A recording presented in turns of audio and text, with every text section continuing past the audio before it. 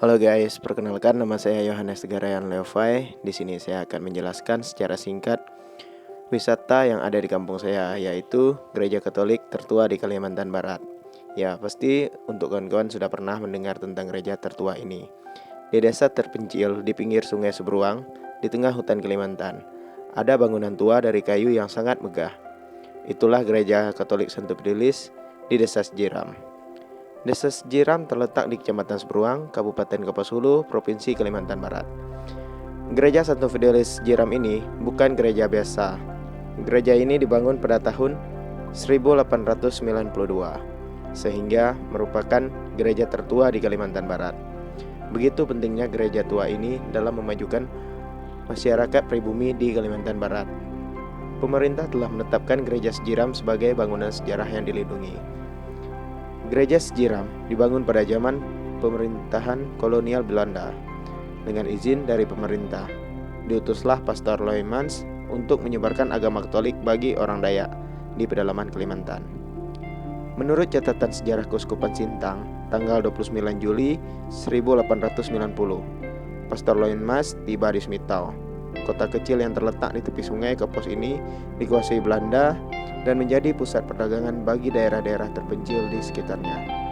Setahun lebih ia mempelajari bahasa dan adat istiadat orang Dayak yang datang menjual hasil bumi ke Smitau.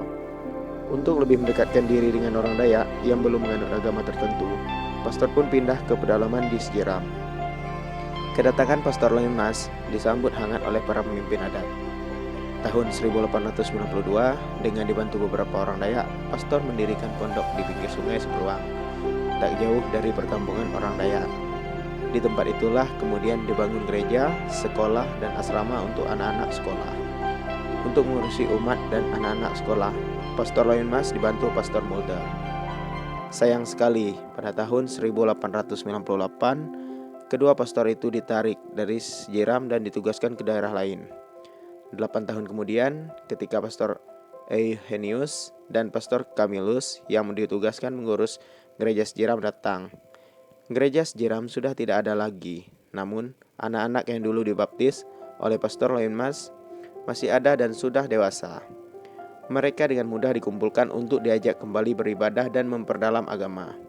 Di luar dugaan, ternyata umat Katolik di Sejiram sangat bersemangat.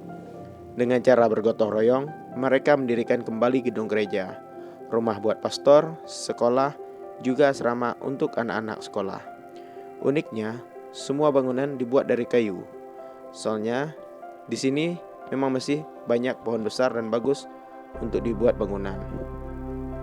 Gereja Santo Fidelis Sejiram kini sudah berusia seabad lebih dan sudah beberapa kali direnovasi. Namun renovasi tidak pernah mengubah bentuk semula. Atapnya masih dari bilah kayu atau sirap. Di atas menara ada patung ayam jantan bertengger di atas salib. Sejak September 2004, pemerintah telah menetapkan Gereja Katolik Santo Fidelis Sejiram sebagai bangunan bersejarah yang dilindungi dan menjadi salah satu tempat wisata.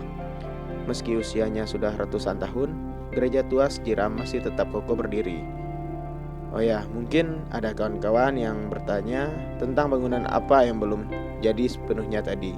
Ya, itu adalah pembangunan gereja baru. Mengingat gereja yang tadi sudah tua dan rencananya akan dijadikan museum, maka dibangunlah gereja yang baru.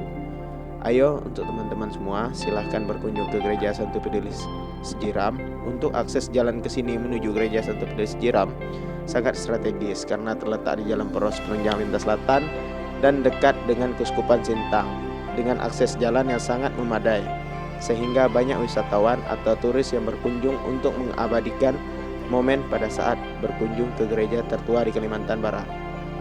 Oke, sekian tentang sejarah dan pengenalan terhadap gereja tertua di Kalimantan Barat, yaitu Gereja Santo Fidelis Sejiram. Jangan lupa untuk berkunjung. Terima kasih sudah menonton. Sampai jumpa.